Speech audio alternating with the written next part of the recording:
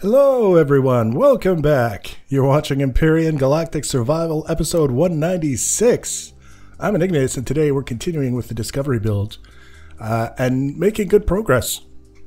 I think since the last episode I reworked a little bit of that area that we worked on. Basically all of last episode's progress is still there and is mostly intact. I just evened a few things out that were just kind of a little bit wonky looking. I also went around and painted the ship a light gray. So if you're familiar with the color scheme, there's black, there's white, and there's two grays that are available to you, and I chose the lighter of the two. The whole idea is that I was looking at the ship and I'd done a bunch of texturing just to see if that particular texture would be what I would be using for the entire hull. And it's very dark. The default color of that texture is very dark, and you can actually still see some of it in various different places.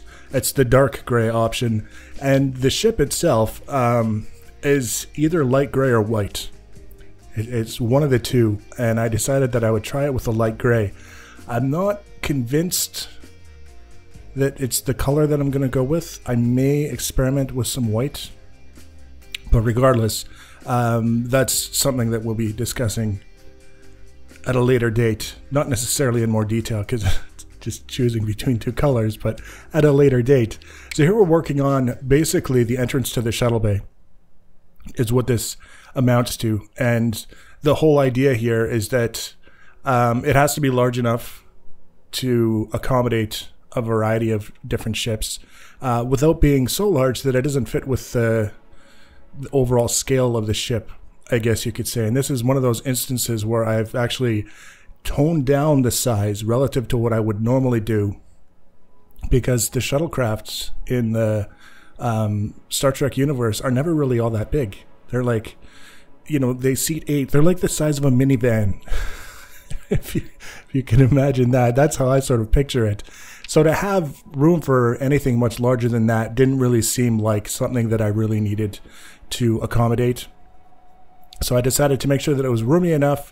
If if a person has a number of small ships or a fleet of shuttles based on the shuttles in this series, that would be kind of neat. They would have a place to put them. Otherwise, I don't care. Doesn't matter.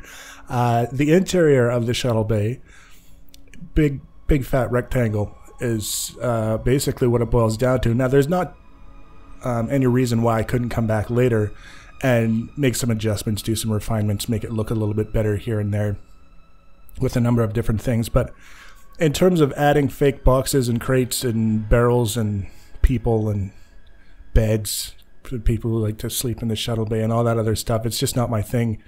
I'm more the structural end of things. And even as far as that goes, when it comes to the interiors, as you all know, it's kind of like, here's the hull, design your own interior. This part here, the shuttlecraft is basically done, but this part here is the layout, the beginning initial layout for the nacelles. Now this is the kind of thing that I normally do behind the scenes, because if I were to make you guys watch this for every layout that I do for every ship, it would get so damn old. It would be like, oh, it's a layout episode, I'll skip this one. That's what it would come down to.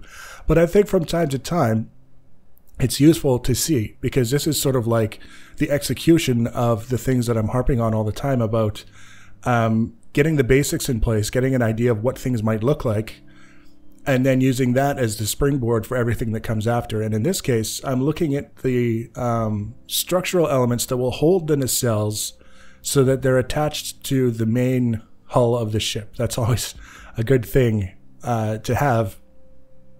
And I had some ideas in my mind about how I wanted this to go. One thing that I haven't even resolved yet, but this is helping us get a little bit closer, is where I want the nacelles relative to the rest of the ship. In this case, you can see we're basically building an arm that's kind of moving in an upwards direction as it extends outward from the ship. And then we can either attach the nacelles to the top of the end of that arm, or we can attach the nacelles to the sides of that. So we've got a little bit of flexibility there, but it's not going to change a whole lot in terms of where the nacelle ends up relative to the rest of the ship. So we've got this option here where it's going kind of slightly upwards as it extends out. We have another option that's kind of closer along the lines of the original Enterprise, where it's almost like a 45-degree angle up from the main hull section to the nacelles, and really kind of lift the nacelles up over the saucer section. That would be an option. I'm thinking out of the options that are available, and if we were to put them on a list in terms of likelihood that we would do it, that one would be on the bottom of the list, just because I don't see it. It would be too much, because we've got the saucer section, then we've got the hull that kind of goes down a little bit from that, and then in order to make this fit, we still have to get everything to fit in this area that the game allows us to build in. In order to make it fit, we would then have to have the nacelles extending way up above the saucer section. And it's just too much up and down, I think. Another option is to have this structural arm just extending straight out from the side of the main hull and put the nacelles on that. That's the way that it's done with the actual Discovery. Is the main hull and the nacelles are basically held together by the support arms that are flat. They just go straight across. I find that to be a little bit dull, personally. It fits with the actual ship and the story that they're trying to tell in the narrative, but for this design, because we've basically gone off the reservation with the main hull design, I can kind of decide whether or not I want to preserve that part of it, or if we want to just kind of come up with our own.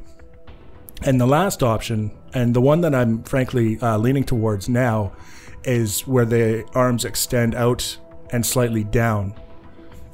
And that, to me, I think you may agree, after you see everything that we're going to do here, that that's probably going to be the option that I'll be happiest with. You may not be happiest with it, but you'll agree that I'll be happiest with it. That's the plan. The reason why I say this is because we looked at the Shenzhou, which was the first ship that you saw in the very beginning of the series, the very first episode. The first Federation ship that you see is the Shenzhou, and that's a ship that's very kind of compact, very kind of squat. It's got the saucer section, and then it's got the hull section is kind of below it and extends partially under it, and also a little bit out behind the saucer section. And then you've got the nacelles that are below everything. They're on the arms and they extend downwards and out. That, to me, is probably the most interesting way that I can get this whole thing to work. Not only to be happy with the way it looks, but to be happy with the way it fits with everything that we're trying to accomplish. So one of the things that I decided partway through the process of building this is that I wasn't going to worry too much about what's going on with this arm towards the back of the ship. I just wanted to get a design specifically on the front side here. You can see where I'm kind of still working on it, so that the transition works, the angle works, and I'm happy with the arm and the way that it looks. And also to get a feel for the size of the nacelle relative to everything else that's going on, and then how that's going to interact with the arm itself.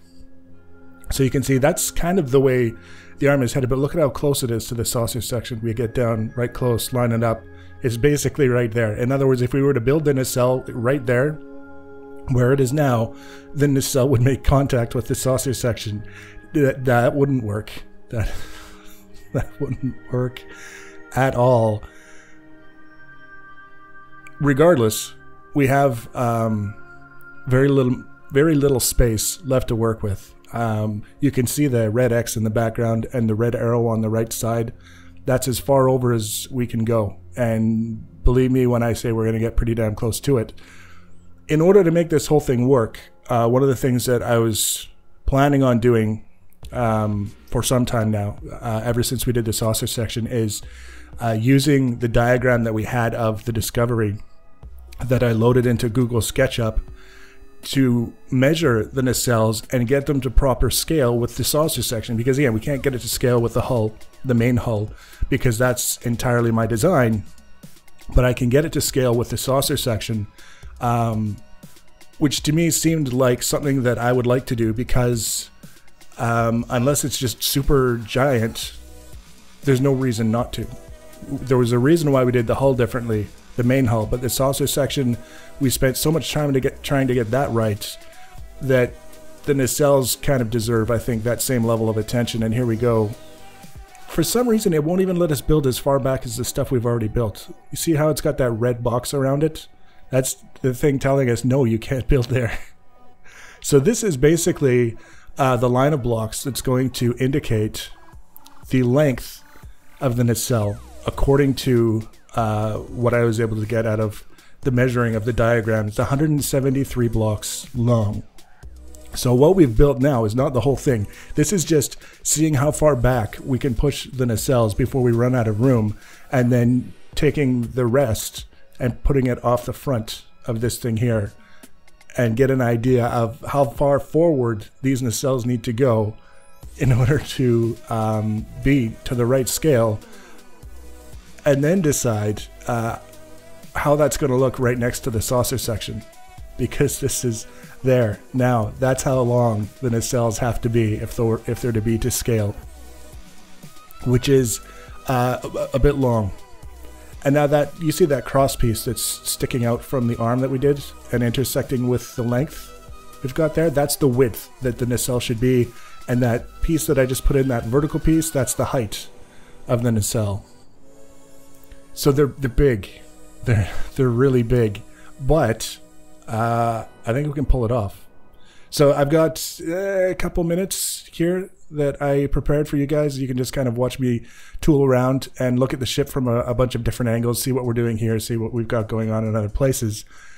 The next episode, that arm is probably going to be different, but it'll be the same design. It'll just be moving in a different direction. And then we'll start work on the nacelles themselves and do everything we can to get them as close to the original, so to speak, as we possibly can. So that's the thing. So I'll let you just listen to a little bit of music for the last minute or so. I'm going to go plan the rest of this enormous build. And if you want to be notified about the next episode and other episodes in this and other series, the easiest way to do that is to subscribe to my channel or follow me on social media. Links for social media are always in the information section below the video. Feel free to leave your comments and feedback. Thanks for watching, guys, and take care.